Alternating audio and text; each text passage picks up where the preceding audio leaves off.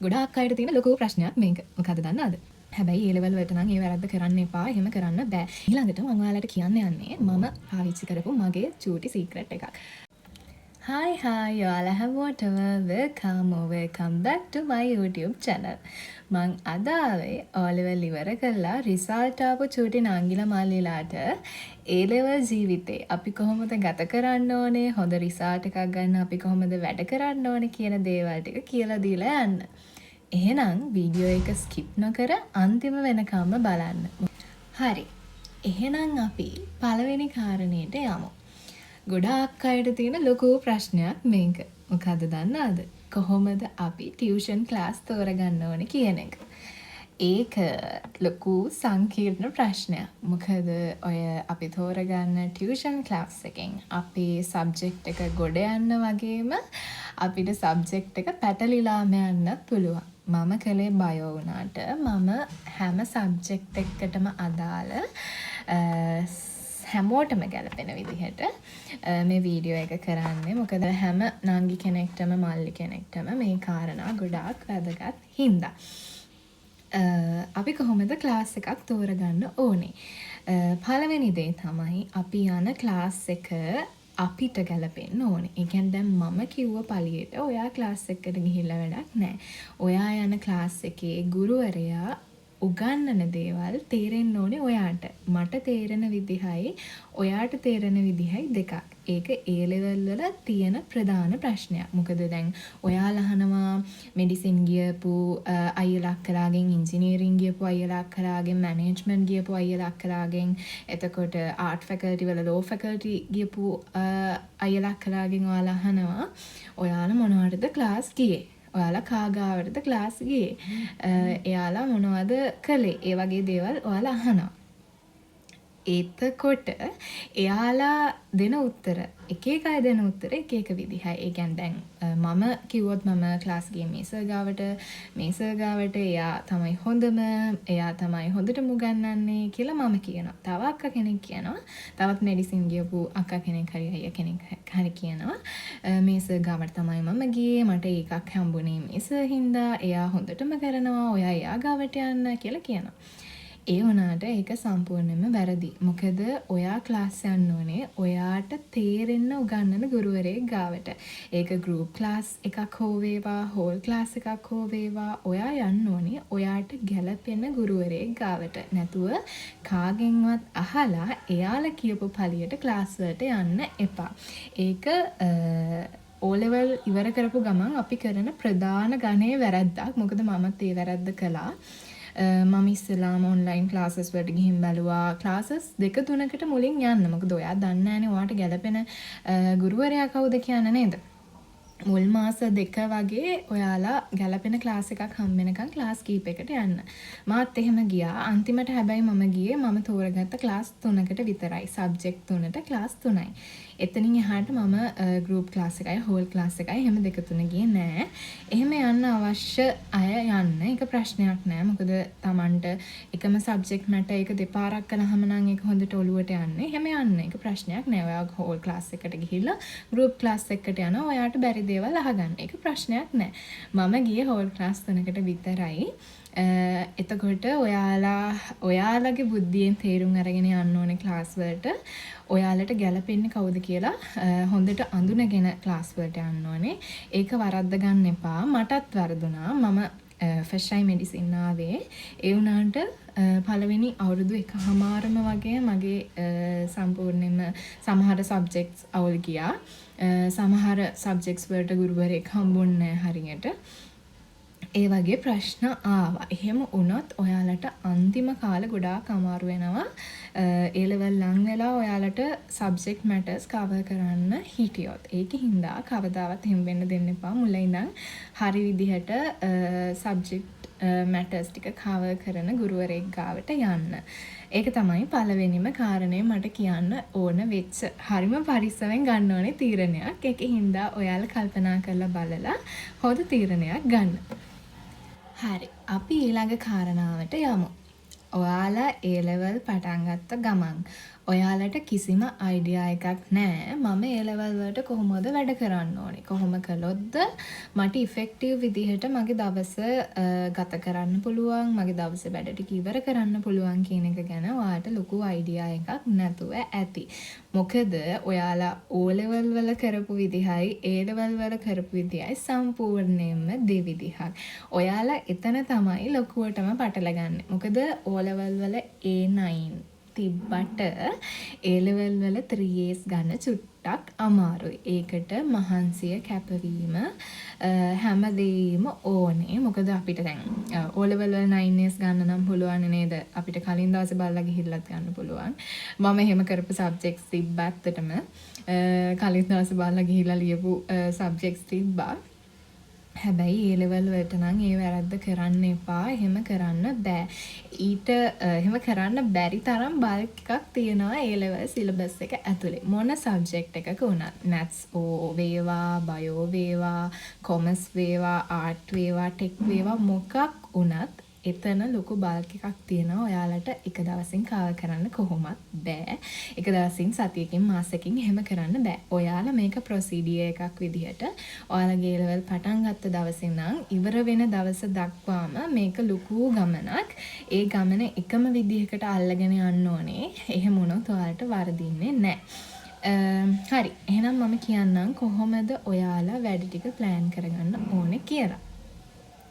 මම සමහර විට එක්සාම්පල් ගනිද්දී බයෝ පැත්තෙන් ගනී. ඒ වුණාට අනිත් නංගිලා මල්ලිලාටත් මේක වැදගත් වෙනවා. ඒකින්ද අහන් ඉන්න. හරි. මම කියන්නම් අපේ වැඩ ටික කොහොමද ප්ලෑන් කරගන්න කියලා. ඉස්සෙල්ලාම ඔයා මෙහෙමයි. ඔයා හිතන්න ඔයාලට තාම ඉස්කෝලේ පටන් ගත්තේ නැහනේ. තව දෙයක් ඔයාලා අනිවාර්යයෙන්ම ඉස්කෝලේ යන්න ඕනේ. පළවෙනි අවුරුද්ද හෝ පළවෙනි අවුරුදු එකමාර. නැතත් ඔයාලා ටර්ම් ටෙස්ට් වලට අනිවාර්යයෙන්ම යන්න ඕනේ. මම ඒක ඊළඟට කියන්නම් කොහොමද ඒක වැදගත් වෙන්නේ කියලා. හරි. ඔයාලට තාම ඉස්කෝලේ පටන් ගත්තේ නැහනේ. මං හිතනවා නැහැ කියලා. ඔයාලා දැන් ක්ලාස් යන්න පටන් ගත්තා.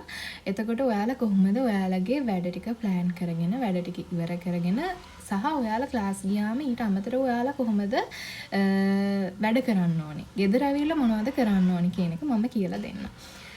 ඔයාලා හිතන්න මම maths bio දෙකටම පොදු විෂයක් ගන්නම් physics. ඔයාලා physics class එකට ගියාද? ඔයාලට මොකක් හරි theory එකක් ඉගෙනනවා. ඔයාලට ඉගෙනනවා කියන්නකෝ මිනුම් උපකරණ පළවෙනිම පාඩමනේ. මිනුම් උපකරණ ඉගෙනනවා. මිනුම් උපකරණ පාඩම දැන් සමහරට උගන්නලා ඉවර ඇති. ඉගෙනුවාට පස්සේ ඔයා මොකද්ද කරන්න ඕනේ ගෙදර ඇවිල්ලා? දැන් මේ උගන්නපු පාඩම් කොටස තියෙනවානේ. ඒ පාඩම් කොටස එකපාරක් ඔයා ඇඳුම් ගලවන්න කලින් හරි නැත්නම් ඔයා කම්මැලි ළමෙක් නම් ඔයා ඇඳුම් ගලවන්න කලින් කරන්න. නැත්නම් ඔයාලට හිතේ ඒක තියාගෙන එක දිගට කරගෙන යන්න පුළුවන් නම් ඒ කියන්නේ මම කොහොම හරි මේක ඇවිල්ලා කරනවා කියලා හිතනවා නම් ඔයාලා වොෂ් එකක් දාගෙන රිෆ්‍රෙෂ් වෙලා ආවිලා වැඩ පටන් ගන්න. ඔයාලා පැය භාගයක් අරන් එදා දවසේ සර් හෝ මැඩම් ගුරුවරයා කියලා දීපු දේ ආපහු එකපාරක් කියවන්න. ඒ කියලා දීපු දේ මොනවද තියරි කියලා දුන්නේ මොන විදිහටද ගණන් හැදුවේ කියන දේ ඔයාලා එකපාරක් කියවන්න. එකපාරක් කියවලා හොඳට ඔලුවට ගන්න ඒ තියරි එක. ඒ තියරි එක ඔලුවට අරගෙන ඊට පස්සේ බලන්න රීසන්ට්ලිම තිබ්බ A level paper එක. අරගෙන බලන්න මේ paper එකේ ඔයා ඒ කරපු තියරි කොටසින් ප්‍රශ්න තියනවද කියලා. ඒකේ ප්‍රශ්න තියෙනවා නම් ඒ ප්‍රශ්නේ කරන්න. ඊට පස්සේ ඊට කලින් පේපර් එක බලන්න. ඒකෙත් ප්‍රශ්නයක් තියෙනවා නම් ඒ ප්‍රශ්නෙත් කරන්න. ඒ කියන්නේ ඔයාලා හිතනවානේ දැන් A level පේපර් එකක් කරන්න මුළු සිලබස් එක සම්පූර්ණයෙන්ම ඉවර වෙනකන් ඉන්න ඕනේ කියලා. එහෙම ඉන්න ඕනේ නෑ. එහෙම ඉඳලා කරන්න වෙලාවකුත් නෑ. එතකොට ඔයා කරන්න ඕනේ ඔයාට උගන්නන සබ්ජෙක්ට් එකේ කොටසින් ඒ සබ්ජෙක්ට් මැටර් එකට අදාළ ප්‍රශ්න ආපස්සට අවුරුදු ගානක් ඔයාට පුළුවන් තරමක් එදා දවසේ ඔයාට පුළුවන් තරමක් ආපස්සට කරගෙන යන්න. එතකොට ඔයාට එදා උගන්නපු දේ හොඳටම ඔලුවට යනවා. එතකොට ආයේ කවදාවත් ඔයාට ඒක අමතක වෙන්නේ නැහැ. ආපහු ඔයාට මතක් කරගන්න වෙයි සමහර විට. මොකද අවුරුදු දෙකමාරක දේවල් තියෙනවානේ. මුලින්ම උගන්නපු ඒවා සමහරට අමතක වෙනවානේ. ඒත් ඔයාලට එක ගානක් හදපුවාම ඒ තියරි කොටස මතක් වෙයි. ඒක තමයි පළවෙනිම දේ. ඊළඟට මම ඔයාලට කියන්න යන්නේ මම පාවිච්චි කරපු මගේ චූටි සීක්‍රට් එකක්. හරි. ඒක නම් ලොකු රහසක්. ඇත්තටම මට අද මේ ඉන්න තැනට එන්න උදව් වෙච්ච ලොකුම ලොකු රහසක්. මම මගේ පළවෙනි වීඩියෝ එකෙත් ඒක ගැන කියලා තියෙනවා. ඔයාලා ඒකත් ගිහින් බලන්න. ඔයාලට ඒකත් වැදගත් වෙයි. ඒ ලෙවල් ගැන තමයි ඒකෙත් මම කියලා තියෙන්නේ. මේ රහස මම ඔයාලට අද කියන්න යන්නේ ඔයාලත් ඒකෙන් වැඩක් කරගනි කියලා හිතලා. හරි. මේක තමයි මැජික් එක. ඔයාලා කොහොමද ඔයාලගේ කන්සන්ට්‍රේෂන් එක, ඔයාලගේ අවධානය වැඩවලට තියාගන්නේ කියන එක තමයි මම අද කියලා දෙන්න යන්නේ. ඒක චූටි මැජික් එකක්. තාමත් මම ඒක පාවිච්චි කරනවා. මගේ මෙඩිකල් ස්කූල් එකේ වැඩවලටත් මම ඒක පාවිච්චි කරනවා. මේක තමයි මැජික් එක. මේ ඩයරි එක ඇතුලේ තමයි මගේ සියලුම ප්ලෑන්ස් තියෙන්නේ. අදටත් මම ඔයාලට පෙරලලා පෙන්නන්නම්. අදටත් මම ලෙක්චර්ස් යන ඒවා, මම කරන වැඩ ඔක්කොම මම මේකේ ලියනවා. ඔන්න බලන්නකෝ. හරි. මම ඔයාලට කොහොමද කරන්න කියලා කියන්නම් ඒක. ඔයාලා හෙට දවස ගැන අපි ගමු. ඔයාලට හෙට ක්ලාස් එකක් තියෙනවා. ඊට පස්සේ හවස පේපර් ක්ලාස් එකක් තියෙනවා. ඔන්න ඕක තමයි ඔයාලට හෙට දවසේ තියෙන ෂෙඩියුල් එක. හරි. ඔයා අද රෑ නිින්දට යන්න කලින් මේ ඩයරි එක ගන්න. අරගෙන එක පිටුවක ඉන්න මම ඔයාලට පෙන්නන්නම්. හිස් පිටුවක් අරගෙන උඩ ඉඳලා ඔයාලා උඩ ඉඳලා ලියන්න පටන් ගන්න. ඔයාලට හෙට කරන්න තියෙන වැඩ ටික. ඒ කියන්නේ ඔයාලට හෙට ටියුෂන් ක්ලාස් එකක් තියෙනවා. ඊට පස්සේ හවස පේපර් ක්ලාස් එකක් තියෙනවා. ඊට පස්සේ ඔයා ගෙදර එනවා. ගෙදර ආවට පස්සේ ඔයා කරන්න හිතන් ඉන්න වැඩ ටික. ඔයා අද ක්ලාස් එකේ උගන්වපු ටික බලනවා. ඊට පස්සේ අද ක්ලාස් එකේ කරපු පේපර් එක ආපහු බලනවා. ඊට පස්සේ ඔයාට තව මොනවා හරි MCQ වගේ දේවල් කරන්න තියෙනවා නම් ඒ ටික ඔයා පල්ලෙහාට ලියාගෙන යන්න. මේ කවද්ද මේක කරන්නේ? හෙට තියෙන වැඩේ අද රෑ නිදිය ගන්න කලින්. ඊට පස්සේ ඔයා හෙට දැන් අපි හෙට දවස ගමුකෝ. දැන් ඔන්න හෙට උදා වෙලා. ඔයා ක්ලාස් ගිහිල්ලා ඇවිල්ලා ඔක්කොම කරලා ගෙදර එනවා. ගෙදර ඇවිල්ලා ඔයා දැනට ඉවර කරපු වැඩ ටික. දැන් ක්ලාස් ගිහින් ගෙදර ආවා විතරයි. ඔයා දැනට දැන් ක්ලාස් ගිහින් ගෙදර ආවා. පේපර් එකක් ලිව්වා. ඒක ඔයා කපලා දාන්න. මෙන්න මේ විදිහට කපලා දාන්න තියෙන්නේ අනිරකි. නැත්නම් ඔයා ටික් එකක් දාන්න. ඔයාට පහසු විදිහකට. ඒ විදිහට ඔයා නිින්දට යනකොට ඔයා කරන වැඩේට ටික් එකක් දාගන්න නැත්නම් කපලා දාන්න. එහෙම කරලා ඔයා ඔයාගේ වැඩ ටික ඉවර කළා කියන සැටිස්ෆැක්ෂන් එක ගන්න. ඒක තමයි මේක ඇතුලේ තියෙන මැජික් එක. ඔයාට ඒ මානසික සතුට දැනෙනවා කියලා කියන්නේ ඔයා ඒ දවස සාර්ථකයි කියලා ඔයාගේ මොළේට පණිවිඩයක් යනවා. ඒ කියන්නේ ඔයා ඊළඟ දවසත් එහෙම සාර්ථකව ඉවර කරන්න try කරනවා. ඒ විදිහට ඔයා එදිනෙදා වැඩ එදිනෙදා කරන්න try කරනවා. එතකොට ඔයා නොදැනුවත්වම ඔයාගේ වැඩ ටික හිර වෙන්නේ නැතුව ස්මූත් එකට ගලාගෙන යනවා. එතකොට ඔයාට අන්තිම වෙද්දි ස්ට්‍රෙස් වෙන්න දෙයක් නෑ. මම මේ ටික ඉවර කරලා නෑ. මට මේවා බලන්න තියෙනවා. කියලා කිසිම විදිහකින් ස්ට්‍රෙස් වෙන්න දෙයක් නෑ. මේක ඇත්තටම මැජික් එකක් වගේ දෙයක්. ඔයාලා ඔය අහලා ඇති to do list ලියනවා කියන එක අහලා ඇති. මේකත් ඒ වගේම දෙයක් තමයි. ඔයාලා ඩයරි එකක් මේන්ටේන් කරන්න. මං ගාව මේ වගේ ඩයරි දැන් 4ක් තියෙනවා. අවුරුදු 4කට මම 2024 ලියන්න ගත්තේ නෑ 23 ලියන්න ගත්තේ මගේ ලෙවල් පටන් ගනිද්දි 23 24 25 26 ඩයරි 4ක් තියෙනවා. මේක මැජික් පොතක්. ඔයාලත් පාවිච්චි කරලා බලන්න. ඔයාලටම වෙනස තේරෙයි මේක කරන් යද්දී ඔයාලගේ වැඩ ටික ඉෆෙක්ටිව් වෙද්දී. ඉතින් ඔයාලා try කරලා බලන්න. ඊළඟට මම කිව්ව නේද ඔයාලට කියන්නම් කියලා ඉස්කෝලේ යන එකේ වැදගත්කම. මම ඉස්සලාම කිව්වේ ටියුෂන් ගැනනේ. ඒ වුණාට ටියුෂන් වලින් විතරක් ඩිපෙන්ඩ් වෙන්න හිතන්න එපා. ඔයාලා ඉස්කෝලේ යන්න ඕනේ අනිවාර්යයෙන්ම. ඒක 180 ගන්න විතරක් නෙවෙයි. ඉස්කෝලේ ටර්ම් ටෙස්ට් වලට මුහුණ දෙන්න ඕනේ. විභාගයක් විදිහට ඔයා යුනිෆෝම් එක ඇඳලා ඔයාගේ පන්ති කාමරේ ඉඳලා සුපුරුදු තැන ඉඳලා ෆස්ට් ළමයි කොහොමත් එක්සෑම්ස් ලියන්නේ තමන්ගේ ඉස්කෝලේ. තමන් ඉගෙනගත්තු හුරු පුරුදු පන්තිවල තමයි එක්සෑම් ලියන්නේ. එතකොට ඔයාලට අත්දැකීමක් තියෙන්න ඕනි යුනිෆෝම් එක ඇඳලා ඒ ඩෙස්ක් පුටුවල ඉඳගෙන ටයිමින් වලට අනුව කොහොමද ලියන්නේ කියන එක. හරි ඔයාලා ටියුෂන් වලත් පේපර්ස් ලියනවා. ටයිම් තියලා පේපර්ස් ලියනවා.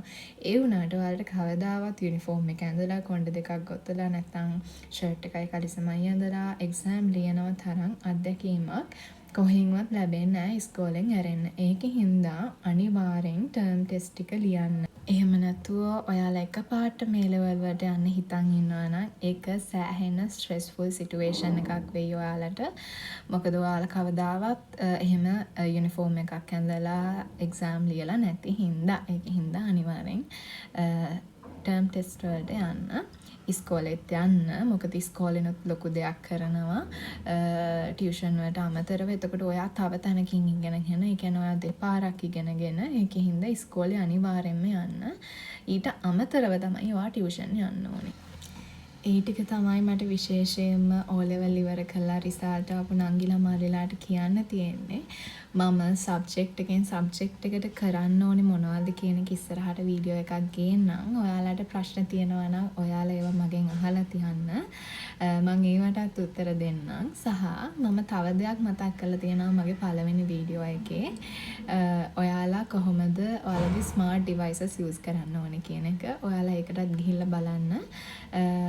එහෙනම් ඉතින් ඔයාලට මගේ මේ ස්ටඩි ටිප්ස් ටික සහ ඒ ලෙවල් කරන්න ඕනේ විදිහ ගැන මම කියපු දේවල් වැදගත් වෙන්නේ නැති කියලා මම හිතනවා. වැදගත් වුණා නම් ඔයාලට සහ තව ඔයාලට ප්‍රශ්න තියෙනවා නම් කමෙන්ට් එකක් දාගෙන යන්න. මම ඔයාලට පුළුවන් විදිහට ඒවට උත්තර ගේන්නම්. එහෙනම් ඔයාලා හැමෝටම thank you මාව අහගෙන බලාගෙන හිටියට.